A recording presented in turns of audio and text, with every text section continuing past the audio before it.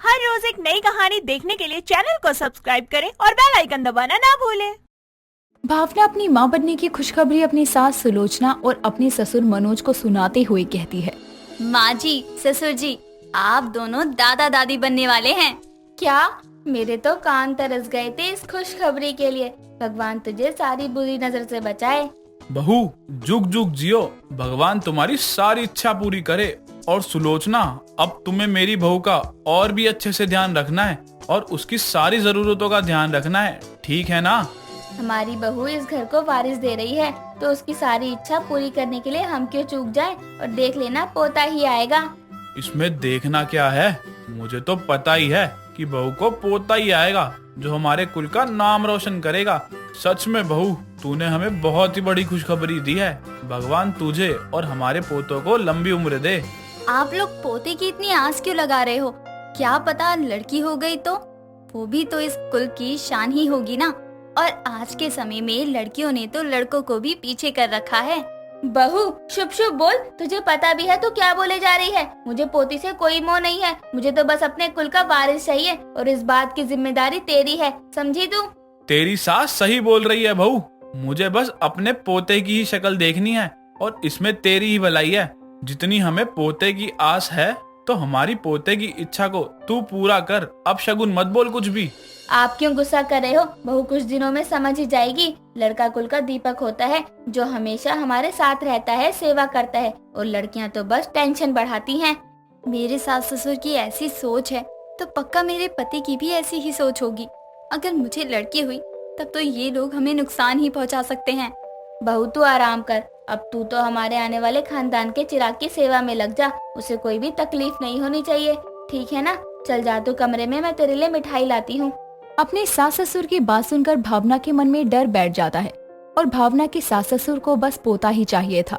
इसीलिए वो चलते फिरते हुए अपनी बहू को पोते की खुशी दिखाते रहते और पोती ना हो इस बात का गुस्सा भी करते रहते। ऐसे ही कई दिनों तक चलता है। कुछ दिनों बाद भावना अपने घर में पोछा लगा रही थी तो सुलोचना उसके पास आती है और कहती है, बहू ये क्या कर रही है? तुझे पता है ना तू गर्भवती है। मेरे पोते को कुछ हो गया तो तू बस ध्यान रख, और हाँ, जितना हो सकता है उतना मीठा खा। कहते हैं जो औरतें गर्भवती अवस्था में मीठा खाती हैं उन्हें लड़का ही होता है। लेकिन माँ जी, मेरा बिल्कुल भी मन नहीं है मीठा खाने का। ऐसा लग रहा है मीठा खाऊंगी तो उल्टी हो जाएगी। मुझसे नहीं खाया जाएगा मीठा। मुझे तो तीखा और चटपटा ही खाना है।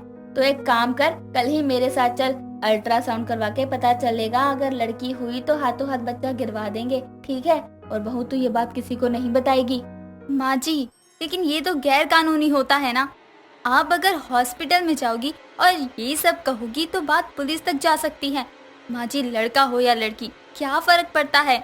बहू, हमें फर्क पड़ता है और हमारी बहुत जान पहचान है, इसलिए कहीं भी बात हॉस्पिटल से निकलेगी नहीं। तू बस कल हमारे साथ हॉस्पिटल जाने की तैयारी कर। अपनी सास की बातें सुनकर भावना बहुत घबरा जाती है और जैसे ही रात में सब लोग सो जाते हैं, वहाँ से भावना सबकी नजरों से बचकर अपने ससुराल से भाग जाती है। और ये खबर रात भर किसी को भी पता नहीं चलती। सब आराम से सो जो रहे थे। भावना गर्भवती अवस्था में घर से काफी दूर भाग जाती है। अगली सुबह जब सुलोचना की आंख खुलती है तो वो पूरे घर में ढूंढती है, लेकिन भावना कहीं भी नहीं मिलती। ये सब देखकर सुलोचना अपने पति के पास जाती है और कहती है, सुनिए ना, बहू घर में नहीं है। मैंने पूरा घर छान मारा लेकिन कहीं भी नहीं दिख रही। मुझे तो लग रहा है गर्भवती हालत में कहीं घर से तो नहीं भाग गई है ना वो। अरे ये क्या बोल रही हो? अगर उसे कुछ भी हुआ तो उसका सीधा असर हमारे पोते पर ही जाएगा। जल्दी से हमें पता लगाना होगा कि आखिर बहू जा कहाँ सकती है। जितनी जल्दी पता चले उतना ही अच्छा होगा। मुझे तो इस बात का डर है कि कहीं ये सारी बात अभय या रुचि को पता चल गई तो।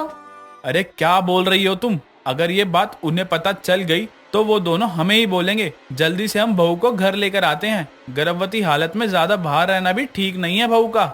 मुझे तो अपने होने वाले पोते की चिंता हो रही है। पता नहीं कैसी माँ है भावना, बच्चा पेट में है, उसके बारे में कुछ नहीं सोचा और भाग गई गर्भावस्था में। दोनों बहुत ज्यादा घबरा गए होते हैं और आसपास के सभी हॉस्पिटल, घर, होटल, पार्क हर जगह तलाश चुके थे, लेकिन कहीं भी भावना नहीं मिलती। दोनों बहुत परेशान हो गए थे, लेकिन परेशानी के कारण अपने पोते के लिए था और अपने बच्चों को ये सब ना पता चले ये डर भी था। काफी देर तक कुछ पता नहीं चलता और दोनों घर आकर बैठे ही थे कि तभी वहाँ पर भावना का पति अभय आता है और बोलता है। माँ भावना कहाँ है? देखो मैं उसके लिए कितना कुछ लेकर आया हूँ। मुझे जब से पता चला है कि भावना गर्भवती है, तब से तो मैं उससे मिलने के लिए ना बहुत बेताब हो गया हूँ। पहले ये बता कि तू रुचि को अच्छे पीजी में छोड़कर आया है ना? उसे कोई परेशानी तो नहीं हो रही है ना?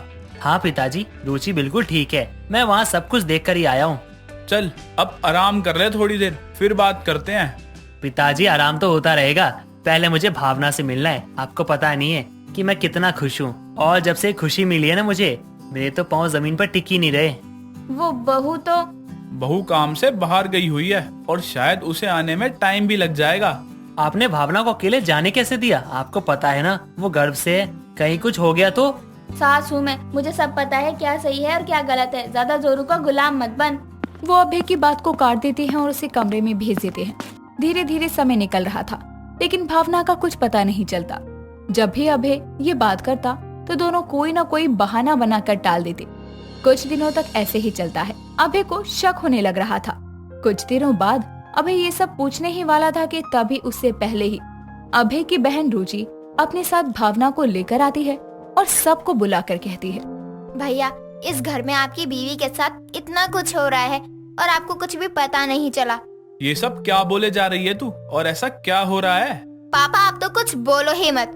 जिसकी खुद की एक बेटी है वो अपनी बहू से पोते की आस ऐसे लगा के बैठे हैं, और माँ आप तो भाभी का बच्चा तक गिरवाना चाहती थी। क्या मेरे पीठ पीछे इतना कुछ हो गया और मुझे किसी ने कुछ बताना जरूरी भी नहीं समझा? भावना मैं तो तुम्हारा पति हूँ, तुम मुझे तो सब बता सकती थी ना। मुझे लगा आप भी माँ जी और ससुर जी की बातों में आ जाएंगे। आपको नहीं पता है, लेकिन इन्होंने मेरे मन में लड़की को पैदा करने के लिए बोल बोल कर इतना डर भर दिया है कि मैं गर्भवती हालात में ही घर से भाग आई। आप लोगों को शर्म आनी चाहिए। आज के समय में भी लड़का और लड़की में फर्क कर रहे हो आप लोग। मुझे माफ कर दो भावना, मैं नहीं था यहाँ पर और तुम्हें ये सब झेलना पड़ा। भैया माँ और पापा को अभी भी अपनी गलती समझ नहीं आएगी। अब मुझे फर्क भी नहीं पड़ता कि इन्हें अपनी गलती समझ आए या ना आए, लेकिन मैं अपनी बीवी को लेकर यहाँ से जा रहा हूँ। ऐसी हालत में मेरी पत्नी को क्या कुछ नहीं झेलना पड़ा। नहीं बेटा, तू अपनी माँ को छोड़कर नहीं जा सकता। मैं तो तेरी माँ हूँ ना। माँ आप मेरी माँ हो ना, तो भावना भी मेरी पत्नी है और आप लोगों ने इसके साथ गलत किया है। अभय इतना कहता है और उसे अपने माता पिता पर बहुत ज्यादा गुस्सा आता है, क्योंकि उसकी माँ खुद भी एक औरत थी, फिर भी वो अपने पोता और पोती में इतना ज्यादा भेदभाव किया करती थी। इतना ही नहीं, उसने अभय की बीवी को इतना ज्यादा मजबूर कर दिया कि आखिरकार उसे घर छोड़कर भागना ही पड़ा। भावना को अपने साथ लेकर वो अपने माता पिता के घर से हमेशा के लिए दूर चला जाता है। उसके बाद मनोज और सुलोचना के पास पछतावे के अलावा कोई रास्ता नहीं बचता, क्योंकि अभय और उसकी बीवी उसे कभी भी माफ नहीं करते और रुचि भी अभय के साथ ही रहा करती है। कुछ महीनों के बाद अभय की बीवी एक प्यारी सी बेटी को जन्म देती है और अभय का परिवार फिर से पूरा होता है।